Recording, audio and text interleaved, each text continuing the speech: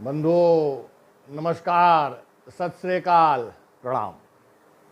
मेरा YouTube channel यथार्थ videos 1473 देखने वाले सभी भाई बहनों का स्वागत है, अभिनंदन है।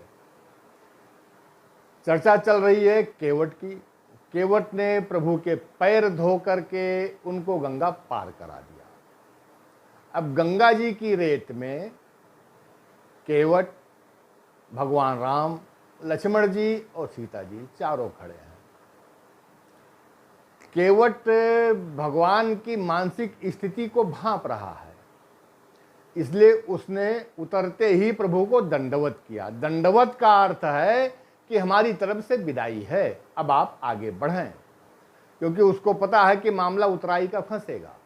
इसलिए वो अपनी तरफ से सबसे पहले दंडवत कर लेता है कि प्रभु हमारी तरफ से हमने गंगा पार करा दिया, अब आप आगे जाएं। उतरी ठाड़ भय सुरसरी रेता, सीय राम गुह अनुज समेता। केवट उतरी दंडवत कीन्हा, प्रभु ही सकुच यही नहीं कछु दीना। लेकिन राम जी सकुचाए रहे हैं मन में। क्यों सकुचाए रहे हैं कि जन्म दरिद्री धन लहे, कर न सके उपकार, और धनी बने कंगाल जो फिर भी रहे उदार। राम जी राजा के पुत्र हैं, मानवीय रूप में आप देखिए। उन्होंने, उनके परिवार ने अब तक दान ही दिया है, लिया नहीं है।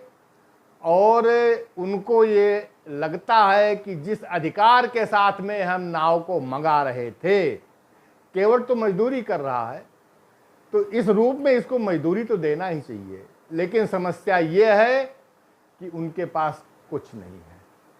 सोचने वाली बात है, जो पूरे ब्रह्मांड का, पूरी सृष्टि का पालन पोषण करता है, मानवीय रूप में जब एक अवतार में धरती का भार हरने आया है वो, तो एक परिस्थिति ऐसी पड़ती है कि उसकी जेब में भी उस समय के हिसाब से जो आना धेला धनिया कौड़ी चलती होगी, एक भी नहीं है। वो भौतिक रूप से केवट को कुछ नहीं दे सकते हैं, खाली जेब है, बिल्कुल कुछ नहीं है उनके पास। लेकिन उनके इस सकुचाने की स्थिति को बिना कहे मां सीता जान जाती है। उनको पता चल जाता है, पिय हिय की सिय जानन हारी, मनि मुदरी मनि मुदित उतारी। राम जी के मन की बात को सीता जी जान करके उनके हाथों में जो मणि से जड़ी हुई अंगूठी थी उसको उतार दिया और उसको राम जी को दे दिया। राम जी केवट को दे रहे हैं।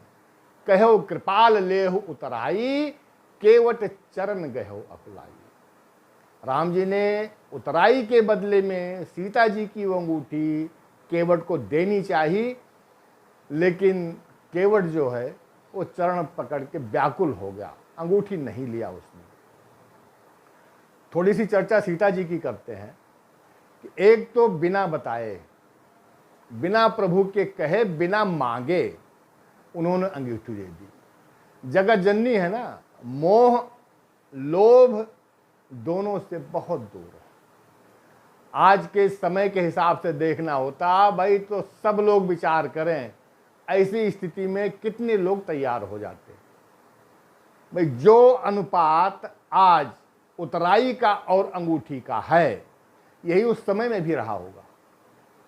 किसी घाट पे उतराई क्या होगी, 10-20 रुपए, 50 रुपए, और अंगूठी भाई राजा जनक के यहां से उनकी पुत्री थी, तो कोई हल्की या सस्ती अंगूठी तो रही नहीं होगी। जो मणि जड़े थे वो भी बहुत कीमती थे। लेकिन बिना प्रभु के कहे, बिना किसी इशारा के जगत जननी ने वो अंगूठी उतार के दे दी। हालांकि उनको न राम जी को पता रहा होगा, न सीता जी को पता रहा होगा कि उतराई कितनी बनती है। भाई कभी उन्होंने इस तरीके से ना नदी पार करी, ना उतराई दी होगी। लेकिन ये है भाव कि राम जी के मन की सारी बात सीता जी बिना बताए समझ जाती हैं, और सांसारिक भौतिक चीजों के प्रति उनका कोई मोह बिल्कुल नहीं है। केवट प्रभु के चरण पकड़ के व्याकुल हो रहा है और कह रहा है कि नाथ आज मैं काह न पावा, हे प्रभु आज मुझे क्या नहीं मिला, मिटे दोष दुख दारिद्र दावा, मेरा सारा दोष सारी दरिद्रता और सारा दुख मिट गया। क्यों मिट गया? कि नहीं दरिद्र सम दुख जग माही, संत मिलन अस सुख कछु नाही। गरीबी दरिद्रता ये बहुत बड़ा दुख है संसार में, और वो दुख केवट भुगत चुका था, क्योंकि वो गरीब था। एक नाव तक बनवाने के लिए उसके पास नहीं पैसे थे, और वो राम जी से स्पष्ट कह रहा है, तो इससे ज्यादा दरिद्रता और क्या होगी। लेकिन नहीं, वो कुछ भी लेने को राजी नहीं है। उसने कह दिया बहुत काल में कीन मजूरी, आज दीन विधि भली बनी पूरी। कि जन्मों से या बहुत समय से मैं यही मजदूरी करता था, और आज ब्रह्मा जी ने हमें इकट्ठे ही सारी मजदूरी दे दी। अब कछु नाथ न चाहिए मोरे, हे प्रभु मुझे कुछ नहीं चाहिए। हे प्रभु आपकी कृपा बनी रहे और हमें कुछ नहीं चाहिए। फिर केवट की चतुराई, फिरती बार मोहि जो देवा। ये कहने का मतलब है कि उसको पता है कि एक नियत अवधि के बाद में राम जी वापस आएंगे। ये अपने घाट से ही उतारने का या वापस में भी मिलने का उसका निमंत्रण है। फिरती बार मोहि जो देवा, सोई प्रसाद में स्थिर धरि लेवा। उसको पता है कि ये वहाँ कोई व्यापार करने नहीं जा रहे हैं, पैसा कमाने नहीं जा रहे हैं, इनकी कृपा ही हमको चाहिए। और ये कहने का मतलब ये बंधन में आ जाएंगे कि वापसी में भी हमारे ही घाट से ये उतरेंगे या हमें दर्शन देते हुए जाएंगे। केवट ने कुछ नहीं लिया। अब इस प्रसंग को थोड़ा सा राधे श्याम रामायण की दृष्टि से देखें कि मेरा घर है सुरसरी के तट, तुम रहते जग जल निधि तट हो। मैं गंगा का ही माझी हूं, तुम भव सागर के केवट हो। मजदूर कहीं मजदूरों से मजदूरी लेते हैं भैया, मल्लाह कहीं मल्लाहों को मल्लाही देते हैं भैया। अपने को ऋणी समझते हो तो ऋण तुम वहीं चुका देना। मैंने गंगा को पार किया, तुम भव से पार करा देना। ये देखिए, सारे पूर्वजों का उद्धार करा के और अपना पूरे परिवार का भगवान राम को अब भी वो ऋणी बनाए हुए है। एहसान कुछ भी नहीं है कहीं से भी, क्योंकि उसने अपने स्तर का, भगवान ने उसको अपने जैसा बाद में बनाया, उसने प्रभु को अपने जैसा पहले बना दिया। उसने कह दिया भाई हम तो दोनों केवट हैं, फर्क क्या है, आप भवसागर पार कराते हो और हम गंगा पार कराते हैं। ये तो ऐसे समझो जैसे स्टाफ का मामला हो गया।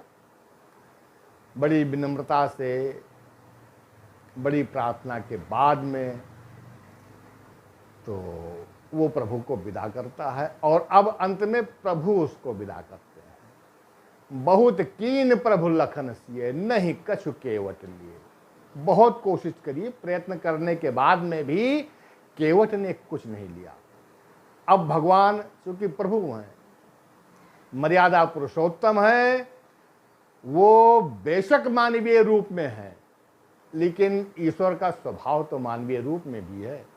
विदा कीन करुणायतन, अब प्रभु राम ने केवट को विदा किया और दिया क्या, भगति विमल वर दे। विमल भक्ति का वरदान दे करके केवट को विदा किया और आगे वनगमन की राह पर चल पड़े।